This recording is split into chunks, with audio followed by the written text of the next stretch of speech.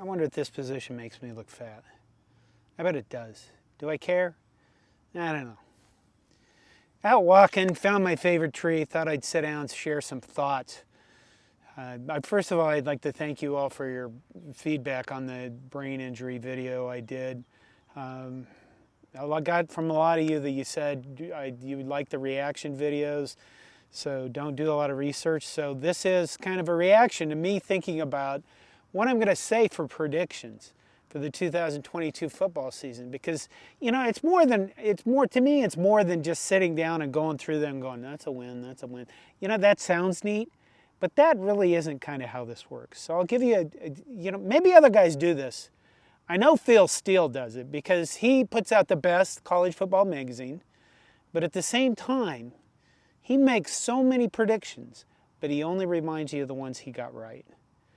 And he's very good at that. That's why he's built a reputation, not just because he puts a work in, but because he's good at doing predictions and then reminding you. And that's the key, is to make a lot of predictions and then only remind people of the ones you get right. So if you're one of those guys, you know who you are. You're at the bar reminding your buddies that, hey, I told you this Scott Frost thing. If you're one of those guys, then this is how it works. Makes lots of predictions, then only tell people about the ones you get right. So when you look at Nebraska football, for me, I look at it and I go, it's going to be a really good season or a really bad season. I don't really think we're going to be in for 6-6. I don't. It's not that I think that would be the worst outcome. It's that I just don't think it's set up for that. I think we're going to be 3-9 or 9-3. Now here's the problem. I got to pick one of those predictions, right? Because we're coming up on the shows, we're going to do the podcast, and we're going to discuss this stuff. And I'm kind of stuck. Which one should I pick? Because I really feel that we could go 3-9. I don't think it would be hard. We lose the first game in Northwestern, everything's just shit out the window. We could go 9-3 because we have, I think, a bunch of really good players. And look at the schedule. Look at this schedule. You play your first game against Northwestern, and I don't think that they probably bring us into a rock fight, but I don't think their defensive coordinator is near the defensive coordinator they've had in the past. So I can see us winning that. You win the next 2 FCS games, and then you got Oklahoma. Maybe you win that. And then what do you got? You got Indiana, certainly not a juggernaut. Rutgers, they're Rutgers. And you got, Purdue, Illinois. And then you get into the last 4 games, Michigan, Minnesota, Iowa, Wisconsin. Not in that order, but whatever. But look at the first games of this season. It really sets up so that you can work out your offensive quirks. And if you have your team management, really, and your team coming together, those are the games you're getting your shit together. And then you go into this and you start playing football as a better football as the season goes on, right? I mean, that's kind of how it's supposed to work. I mean, we haven't really seen that, but that's normally how it's supposed to work. So we get to those last 4 games. And those really are the ones we need to win if we're going to be what we want to be, which is Big Ten West winners, contenders at the least, and get into the Big Ten title game and have a shot at big things. And because if that's not what we're doing, then what the fuck are we doing? And that's really the key here is, if the Nebraska, I would like to ask you guys, because I do value other people's opinions. I really think it's fun to discuss this stuff. It shouldn't be just me shouting from a tree in the forest. But, if we win if we're at 7-1 and we lose the last 4 games, how are you going to look at this season? Right now, put a stake in the ground. That's what I'm doing. You look at this season, you go, okay, you couldn't beat the teams you really needed to beat to be what we wanted to be, which is a Big Ten winner. And then getting into the cup. We want to win championships. Okay? We're not Iowa. We're not Purdue. We're not Indiana, just happy to go to a bowl game. At least I hope not. That's what I would expect.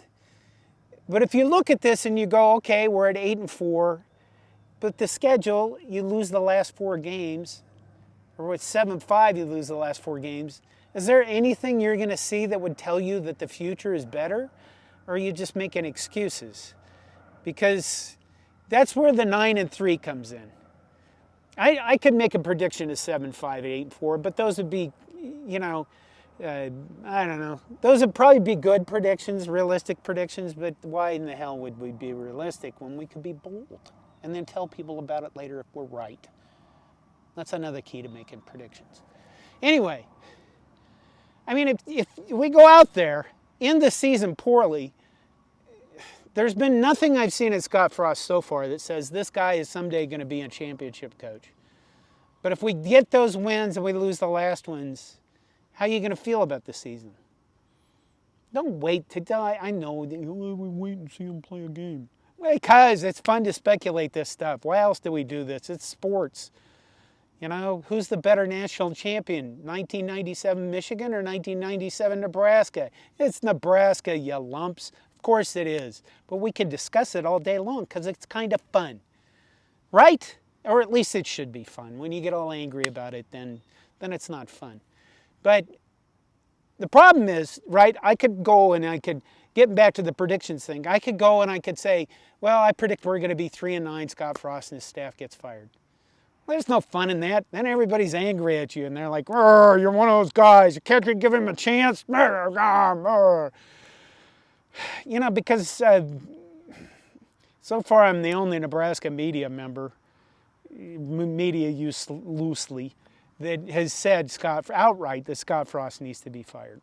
And I've gotten a lot of crap for that in some corners, and I'm certain that some people are not very happy with that. Because the narrative remains Scott Frost, native Nebraskan, has to be the guy that takes us to the promised land again because that's the only way it has to work. That's how the story's written, you know. It has to be the little Frodo guy that finds the frickin' ring and then takes it to the doom. You know, that had to happen that way. If it was like a dwarf, we would have gone, whatever. Who gives a shit about a dwarf? Anyway, 3-9 or 9-3. I'd probably predict 9-3. That way I could be happy. Look, I'm on the bandwagon. I'm a Scott Frost guy. It might be a lie as to what I feel, but it's probably the better bet and the better position to put yourself in for the future. Yeah. That's it for now. I gotta go. Got smoking a chicken. It's probably done by now. I do appreciate the comments on the brain injury thing. I am going to look into the THC thing, and we'll see what happens, even though I'm a little apprehensive about that. More doctor stuff coming up this week. There you go. Hope you're doing well. Go Big Red.